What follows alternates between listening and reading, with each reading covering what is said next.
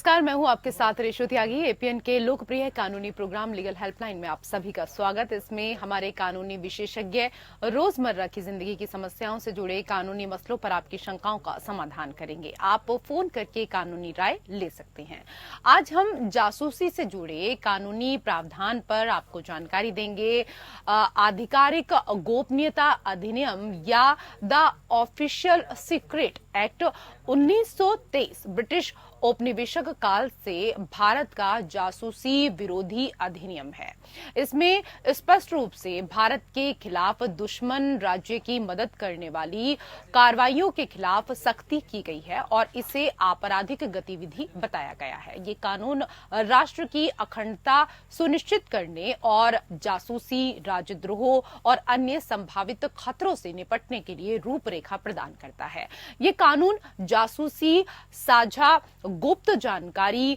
वर्दी का अनाधिकृत उपयोग, जानकारी रोकना, प्रतिबंधित क्षेत्रों में सशस्त्र बलों के कार्यों में हस्तक्षेप को दंडनीय अपराध बनाता है। तो ये थी बुनियादी जानकारी। जासूसी से जुड़े कानूनी प्रावधानों की जानकारी देने के लिए आज हमारे साथ हैं कानूनी विशेषज्ञ ऋषिपाल सिंह जी।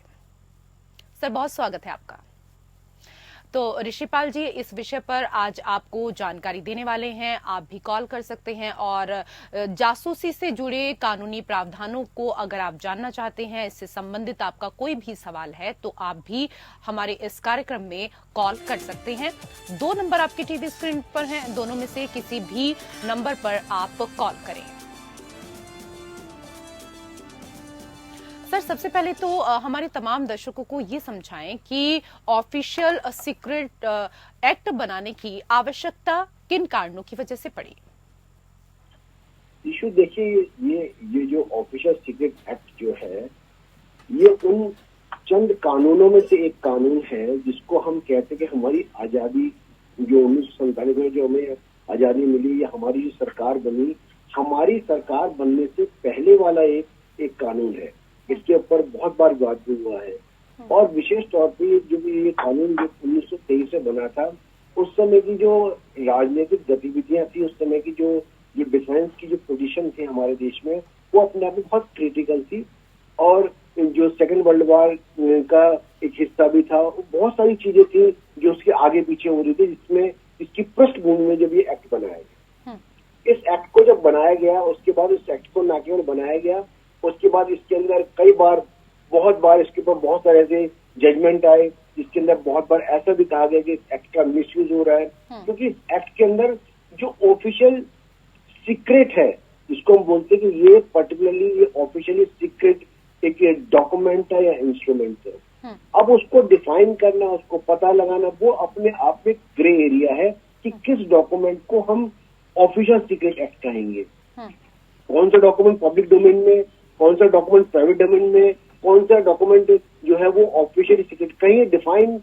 पूरी तरीके से नहीं है कि ये डॉक्यूमेंट जो है ऑफिशियली सीक्रेट होंगे। केवल एक अवधारणा है कि ऑफिशियल सीक्रेट एक्ट के अंदर केवल वो डॉक्यूमेंट, केवल वो स्केच, मॉडल या कोई भी ऐसी चीज जो कि हमारे राष्ट्र के लिए, हमारे राष्ट्र की जो देश की डिफेंस से विशेष तौर पर संबंध रखती हो, उसके लीक होने से हमारा जो सुरक्षा संबंध है, सुरक्षा जो व्यवस्था है, वो कमजोर हो सकती हो और हमारे शत्रु राष्ट्र को उससे फायदा हो सकता हो। तो अपने आप में डेफिनेशन जो है वो कहीं ऐसी लिखी हुई नहीं है कि पर्टिकुलर ये वॉल्यूम में ये डॉक्यूमेंट जो है वो ऑफिशियल सीक्रेट एक्ट में आते हैं। इसलिए इस एक्ट को जब उसके बाद हमारी आजादी के बाद उसको हमारी सरकारों ने जब स्वीकार किया, उसका बहुत सारे ऐसे केसेस है जिनके अंदर समय समय पर इस जो कानून है इसके ऊपर जो और दोबारा से तवज्जो देने की बात की गई और दोबारा से ध्यान देने की बात की गई। सर, आपसे ये भी समझना चाहेंगे, एक्ट में वर्जित स्थान की परिभाषा दी गई है, इसको हम आपसे समझेंगे। ये वर्जित स्थान की क्या कुछ परिभाषा जो है वो इस एक्ट में दी गई है और कौन से ऐसे स्थल हैं जो वर्जित हैं? देखिए, सामान्य तौर पर अगर आप देखें ऋषु, तो हम जब भी आपने देखा होगा, हम जैसे कैंटोनमेंट एरिया होता है, जब कैंटोनमेंट एरिया के आसपास जाते हैं तो वहां पर साइन बोर्ड्स लगे होते हैं कि यहाँ पर एंटर करना जो है वर्जित है। साइन बोर्ड 2 तरीके से लगे हो सकते हैं। प्राइवेट प्रॉपर्टी के लिए कोई व्यक्ति लगा सकता है कि भाई इसमें इस स्थान में आपकी एंट्री जो है वर्जित में आप नहीं आ सकते, किसी की निजी संपत्ति है। लेकिन ऐसी जो विशेष तौर पे जो सरकारी संपत्तियां होती है और डिफेंस से संबंधित होती है, जो मिलिट्री भी है, मतलब आर्मी भी है, नेवल भी है और एयरफोर्स भी है, उसके आसपास का एरिया, स्पेस स्टेशन के आसपास का एरिया, जो हमारी जो लैब्स है उनके आसपास का एरिया, उन सारे एरियाज को, उसके आसपास का जो क्षेत्र, एक विशेष क्षेत्र होता है, उसको नोटिफाई करके उसको वर्जित किया जाता है। यानी उसके अंदर अगर कोई एंटर करता है विदाउट परमिशन, तो उसमें एंटर करना भी अपने आप में एक अपराध होता है, चाहे वो गलती से करे या डेलिबरेटली करे। तो एक तो उसमें एंटर करना, यानी वो सारे स्थान जिसको केंद्र सरकार ने, राज्य सरकार ने वर्जित घोषित कर रखा है कि आप यहाँ पे सामान्य नागरिक जो है इसमें एंट्री नहीं कर सकता, वो सारे के सारे जो स्थानों पे वो वर्जित होते हैं।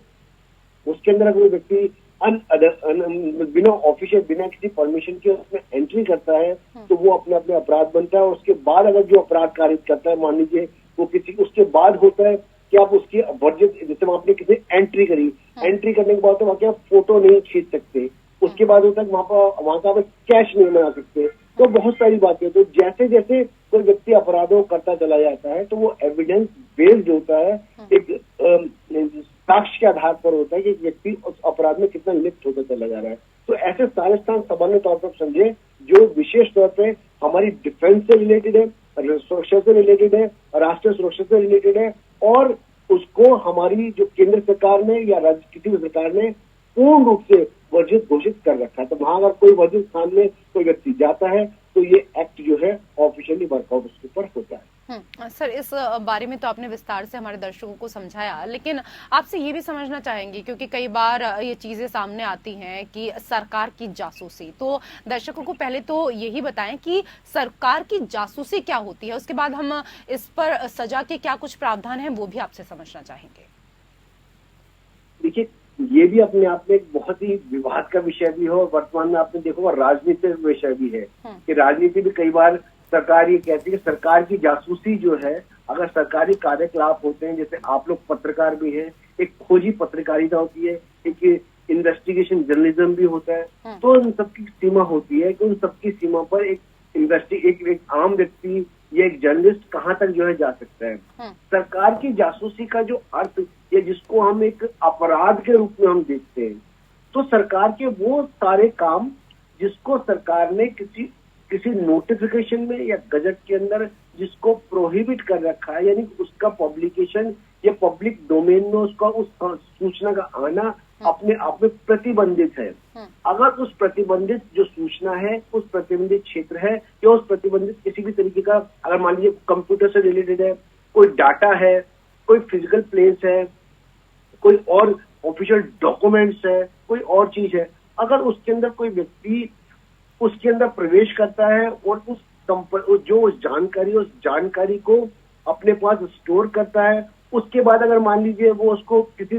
जो दुश्मन राष्ट्र है उसको सप्लाई करता है, तो ये सारी की सारी चीजें चेन में बनती है। और इसको हम सरकार की जासूसी शब्द को ज्यादा बेहतर नहीं हो, क्योंकि सरकार की अपनी जासूसी नहीं होती, जो डिपार्टमेंट है, जो डिफेंस है, वो उसकी अगर जासूसी होती है तो फिर ये ऑफिशियल सीक्रेट एक्ट में, क्योंकि आप देखते हैं कई बार सरकारें जो होती हैं, सरकारें आती हैं या एक सरकार पर्टिकुलर सरकार चली जाती है, लेकिन जो ऑफिशियल डॉक्यूमेंट होता है, जो सरकारी डॉक्यूमेंट होता है, वो अगर मान लीजिए प्रोहिबिट है और प्रोहिबिट डॉक्यूमेंट को किसी भी तरीके से किसी व्यक्ति ने अनऑथराइज तरीके से अपने पास उसको कॉपी कर लिया है या उसको चुरा लिया है या किसी भी तरीके से साझा कर लिया है या उसको देखने के बाद कहीं और जाके उसका मॉडल या स्केच भी बना लिया है, तब भी वो सरकारी जो है जासूसी में आता है और ऑफिशियल सीक्रेट एक्ट के अंदर वो कहीं ना कहीं आपराधिक कृत माना जाता है। तो सर, इसके लिए सजा का क्या कुछ प्रावधान है? अगर कोई ऐसा व्यक्ति है जो पकड़ा जाता है तो उसके लिए सजा का भी प्रावधान रखा गया है कानून में? देखिए, जैसे मैंने आपको बताया, जैसे हम शुरुआत करते हैं कि जैसे हम एक जो प्रोहिबिटेड एरिया की बात करते हैं, अगर प्रोहिबिटेड एरिया है, कोई व्यक्ति केवल प्रोहिबिटेड एरिया में केवल एंटर किया है, तो एक अपने आप में एक अपराध करता है। वो उसमें एंटर करने के बाद फिर और मल्टीपल जो है क्राइम करता चला जाता है। वो किसी ऐसी डॉक्यूमेंट की फोटोग्राफी करता है जो प्रोहिबिटेड है, उसने फिर एक और क्राइम किया। वो किसी ऐसे डॉक्यूमेंट को जो कंप्लीटली जिसको आप आइसोलेट नहीं कर सकते थे, उस इंफॉर्मेशन को वहां से आइसोलेट करता है, या उस इंफॉर्मेशन को आइसोलेट करने में भी वो मानिए कोई और अपराध करता है, कोई शारीरिक क्षति किसी को पहुंचाता है। तो ऐसे करते करते ये ग्रेविटी देखी जाती है और अधिकतम सजा जो है वो 14 साल तक की है। और सामान्य जो सजा होती है ऐसी, अगर ऑफिशियल सीक्रेट एक्ट अगर पता लगता है, प्रूव होता है, तो सामान्य रूप से 3 वर्ष तक की इसमें कार्यवास की पूरी तरह सजा है। और जब 14 ईयर का 14 साल की सजा का केस होता है तो ऐसी स्थिति में वो सेशंस में जाता है, और अगर 3 साल तक का होता है तो मैजिस्ट्रेट के पास वो जाता है। जी सर, कई और प्रश्न हैं आज के विषय से संबंधित जो अपने दर्शकों के लिए भी हम यहाँ पर समझना चाहेंगे आपसे। सर, विदेशी जासूसी एजेंट से भारतीय व्यक्ति के संपर्क कब वर्जित होते हैं? देखिए, सामान्यतः जैसे आप देखते हैं, कई बार आपने फिल्मों में भी देखा होगा, कोई विदेशी जासूस है या मान लीजिए किसी विदेशी संस्था में है जी। और अगर मान लीजिए सामान्य रूप से कोई व्यक्ति उनसे मिलता है और उनसे कोई अपने रिलेशंस को शेयर करता है, तो वो तब तक अपराध नहीं हो जाता जब तक कि वो विदेशी जासूस के पास वो जो हमारे देश का नागरिक है किसी ऐसी इंफॉर्मेशन को शेयर नहीं कर देता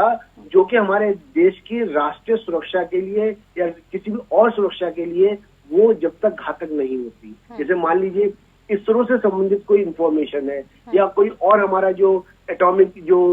वो चल रहे हैं, न्यूक्लियर रिएक्टर चल रहे हैं, उनकी वो है, कोई पोजीशनिंग है, या कोई हमारी एयर जो नेवल जो पोजीशनिंग है उनकी पोजीशन से रिलेटेड है, या कोई और डाटा है, या मान लीजिए एयरफोर्स से रिलेटेड कोई डाटा है, ऐसा सेंसिटिव डाटा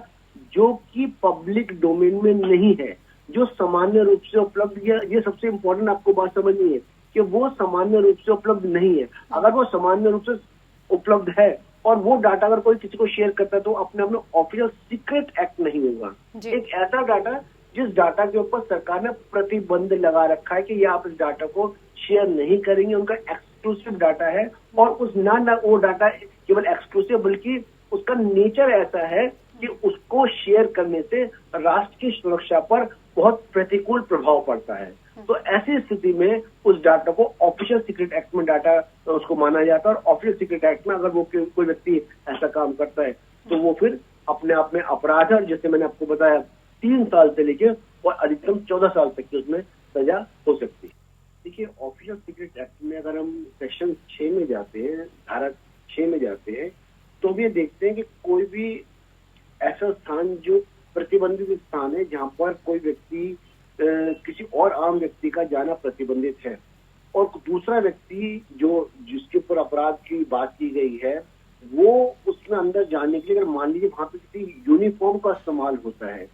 वो किसी यूनिफॉर्म को पहनता है, उसका यूज करता है, या उसको किसी भी तरीके से उसको अनलॉफुली उसको अल्टर करता है, या वो कोई ऐसी यूनिफॉर्म पहनता है जिससे कि जो उसके अधिकारी हैं उसको देख के उनको धोखा होने की पूर्ण से संभावना है, तो ऐसी स्थिति में अगर वो यूनिफॉर्म को गलत तरीके से इस्तेमाल करते हैं, मान लीजिए किसी पुलिस महकमे में जाता है जहाँ पे डाटा